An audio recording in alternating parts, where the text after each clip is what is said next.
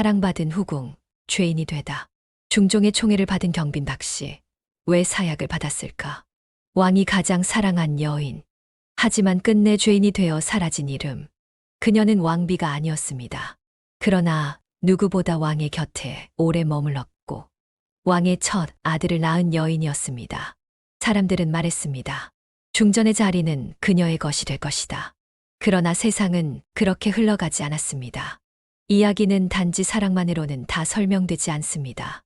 욕망과 야심, 궁궐 안의 정치와 그 안에서 한 여인은 끝내 스스로의 이름을 잃어버렸습니다. 지금부터 경빈 박씨, 그녀의 삶과 몰락을 따라가 보겠습니다. 구독과 좋아요, 알림 설정은 조선의 숨은 진실을 더 많은 분들과 나누기 위한 작은 힘이 됩니다. 경빈 박씨, 왕의 총애를 받은 여인. 경빈 박씨는 경상도 상주에서 태어난 여인이었습니다. 아버지는 박수림, 평범한 가문의 딸이었지만 그녀에게는 특별한 무기가 있었습니다. 바로 남다른 미모였지요. 연산군 제위 시절 궁중에서 미모로 이름을 떨친 여성들을 뽑아들일 때조차 그녀 이름은 입에서 입으로 오르내릴 만큼 유명했다고 전해집니다. 그러나 그녀의 운명을 바꾼 건 연산군의 몰락과 함께 찾아온 중종 반정이었습니다. 정변 이후 새로운 왕이 된 중종의 눈에 든 그녀는 곧 후궁으로 발탁되어 궁궐에 들어오게 됩니다. 입궐한 지 불과 1년 만에 종이품 수기로 진급한 박씨는 그야말로 중종의 절대적 총애를 받으며 단숨에 후궁들 사이에서 가장 강력한 입지를 구축하게 됩니다. 그리고 1509년 중종의 첫 서자이자 장남인 복성군을 낳으면서 그녀의 위상은 더 이상 후궁이라 부르기 어려울 정도로 막강해졌습니다. 이후에도 해순옹주와 해정옹주를 연이어 출산하며 궁궐 안에서는 경빈 박씨를 향한 분위기가 점차 달라지기 시작합니다. 다른 후궁들과 궁녀들조차 그녀를 함부로 대하지 못했고 오히려 경빈 박씨의 눈치를 살피며 아첨을 일삼았다는 기록도 남아 있습니다. 이처럼 중전은 따로 있었지만 당시 궁 안에서 실질적인 영향력을 행사하던 이는 바로 경빈 박씨였다고 해도 과언이 아닐 것입니다. 중전의 자리를 꿈꾸다. 그러나 두 번의 좌절. 1515년 조선의 중전 장경왕후가 갑작스럽게 세상을 떠났습니다. 왕세자였던 인종을 낳고 산후병으로 일찍 생을 마감한 장경왕후의 빈자리는 곧 궁궐 안에 커다란 파장을 일으켰습니다. 이때 후궁으로서 절대적인 총애를 받던 경빈 박씨는 마침내 자신의 야심을 본격적으로 드러내기 시작합니다. 그녀는 장경왕후 또한 원래 후궁이 아니었는가? 나 또한 가능하다는 전례를 내세워 중전의 자리에 오르기 위한 정당성을 주장했습니다. 사실 이 바람은 박씨만의 생각이 아니었습니다. 중종 역시 그녀를 누구보다 아꼈고 아들 복성군을 낳은 경빈에게 중전의 자리를 주는 것이 마땅하다고 여겼습니다. 왕의 마음은 이미 그녀에게 기울어 있었던 것이지요. 하지만 조정의 신하들은 그 생각이 달랐습니다. 당시 정승이던 청풍 기미와 다수의 대신들은 한 목소리로 경빈 박씨의 중전 책봉에 반대하며 상소를 올립니다. 그 이유는 단 하나, 그녀의 출신 때문이었습니다. 당시의 조정은 명문가 출신의 여인을 왕비로 삼는 것을 당연하게 여겼고 미천한 집안 출신의 경빈 박씨는 아무리 총애를 받아도 국본의 자리에 어울리지 않는다는 것이 그들의 주장이었습니다. 또한 복성군이 세자가 될 경우 족보와 서열 문제가 복잡해진다는 현실적인 이유도 함께 거론되었습니다. 결국 중종은 신하들의 완강한 반대에 밀려 뜻을 굽힐 수밖에 없었고 중전의 자리는 명문가인 파평윤씨 출신의 문정왕후에게 돌아가게 됩니다. 이때 박씨는 충격을 받았지만 결코 물러서지 않았습니다.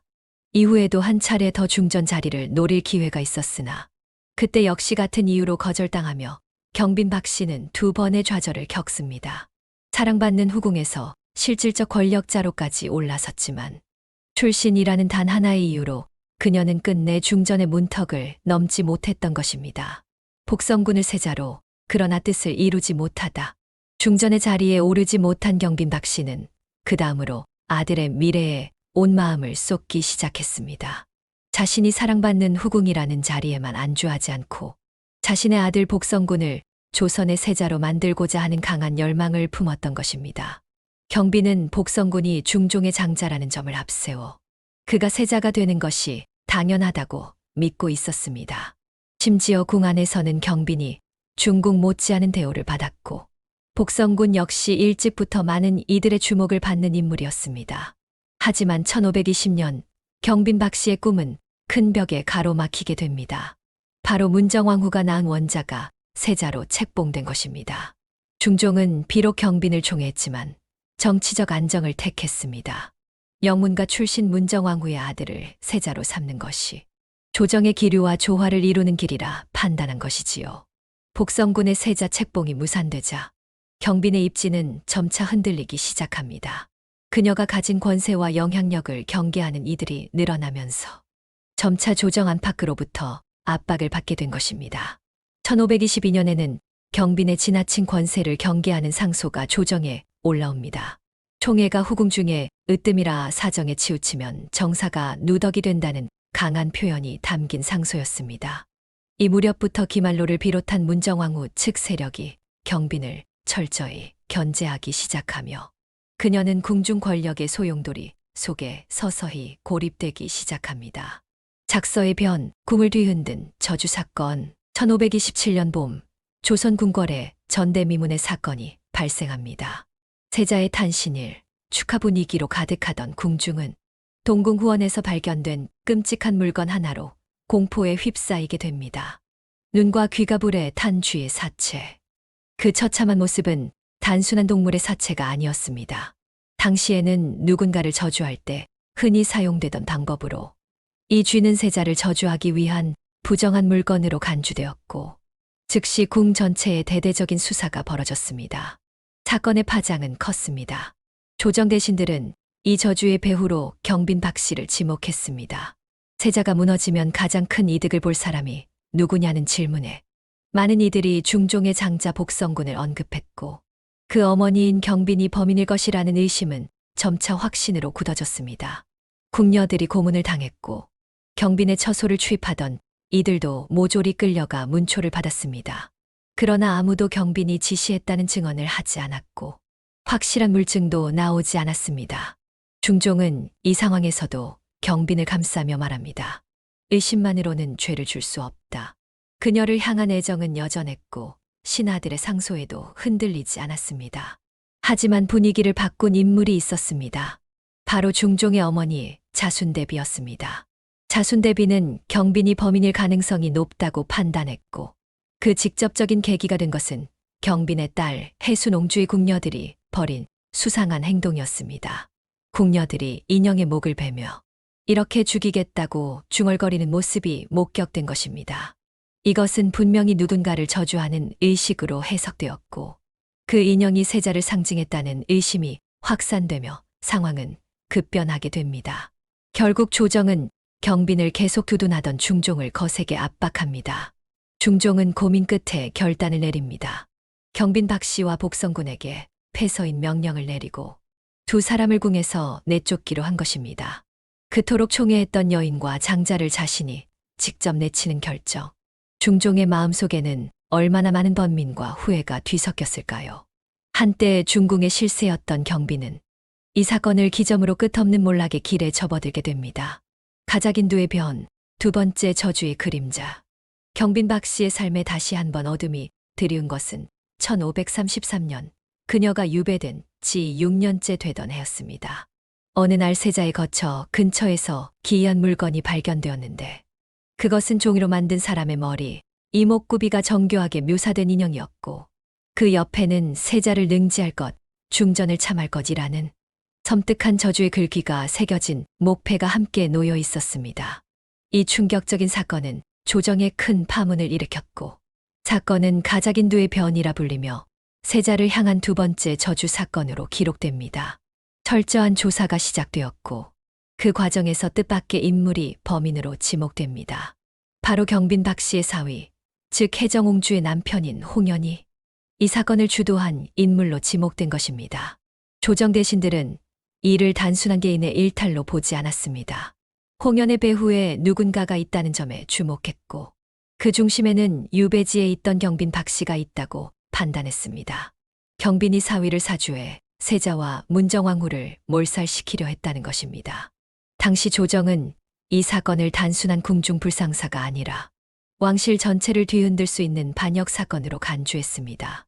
그리고 가장 먼저 앞장서서 경빈을 처벌해야 한다고 주장한 인물. 바로 과거 경빈을 가장 경계했던 권신 기말로였습니다. 그는 세자를 지켜야 한다는 명분을 내세우며 이번에도 가장 먼저 나서 경빈의 사형을 강력히 요구했습니다. 중종은 결국 깊은 고민 끝에 결정을 내립니다. 1533년 5월 23일 경빈 박 씨에게 사약을 내립니다. 그녀는 한때 왕의 총애를 받았던 여인이었으나 이제는 죄인이 되어 유배지에서 쓸쓸히 죽음을 맞이하게 된 것이지요. 그리고 비극은 여기서 끝나지 않습니다. 중종은 경빈의 아들 복성군에게는 죄가 없다며 처음엔 멀리 유배를 보냅니다. 그러나 조정의 강력한 상소가 잇따르자 불과 3일 뒤 중종은 결국 복성군에게도 사약을 내리게 됩니다. 딸 혜저홍주는 태소인으로 강등되어 도성 밖으로 쫓겨났고 경빈 박 씨의 가문은 말 그대로 풍비박산이 납니다. 왕의 사랑을 받았던 여인, 아들을 왕으로 만들 수 있을 거라 믿었던 한 어머니의 꿈은 이렇게 처참한 결말을 맞이하게 됩니다. 사후의 소문과 이후 경빈 박 씨와 복성군이 사약을 받고 세상을 떠난 이후 조선의 민심은 흔들렸습니다. 궁중에서 벌어진 비극적인 사건을 지켜본 백성들 사이에서 곧바로 섬뜩한 소문이 퍼지기 시작했지요. 문정왕후가 경빈과 복성군을 제거한 것 아니냐는 속삭임이 민간에 널리 퍼졌고 이 소문은 곧 야사와 설화로 자리 잡게 됩니다. 실제로 이 사건 이후 문정왕후는 아들 명종을 낳고 조선의 실질적인 권력자가 됩니다. 훗날 명종이 즉위한 뒤 문정왕후는 수렴청정을 하며 국정을 좌지우지했고 그녀의 권세는 하늘을 찔렀습니다. 백성들 입장에선 어쩔 수 없이 이렇게 느껴졌을 것입니다. 모든 것을 잃은 경빈의 몰락과 모든 것을 거머쥔 문정왕후. 그 대조적인 결말은 오랫동안 사람들의 입에 오르내리며 경빈 박 씨가 권력의 희생양이었다는 인식을 더욱 굳혀갔습니다. 경빈 박 씨는 조선 중종의 총애를 한 몸에 받으며 궁중 권력의 정점에 오르고자 했던 여인이었습니다. 아들을 왕위에 올리겠다는 일념으로 자신에게 주어진 후궁이라는 자리를 넘어서 왕비의 자리를 노렸고 실질적인 영향력을 행사하기도 했습니다. 그러나 미천한 출신이라는 사회적 한계, 그리고 권력을 향한 지나친 야망은 결국 그녀를 나락으로 이끌었습니다. 두 번의 중전 책봉 좌절, 세자 책봉 실패, 그리고 연이은 저주 사건의 중심에 선 경빈 박 씨는 끝내 중종의 마음을 지키지 못하고 사약이라는 잔혹한 운명을 맞이하게 됩니다. 그녀의 아들 복성군 역시 모진 운명을 함께하며 왕실에서 완전히 지워지고 말았습니다. 경빈 박 씨의 생애는 단지 한 후궁의 몰락으로 끝나지 않습니다. 그것은 조선시대 여성에게 있어 권력 추구가 얼마나 위험하고 또 쉽게 희생양이 될 수 있었는지를 극적으로 보여주는 역사적 사례입니다. 궁중이라는 밀실 정치의 세계에서 한 여인의 욕망과 몰락은 수백 년이 지난 지금까지도 조선 궁궐의 그림자처럼 길게 남아 있습니다. 이 이야기가 흥미로우셨다면 구독과 좋아요, 알림 설정까지 꼭 부탁드립니다. 더 많은 조선에 숨겨진 역사와 인물 이야기로 다시 찾아뵙겠습니다. 감사합니다.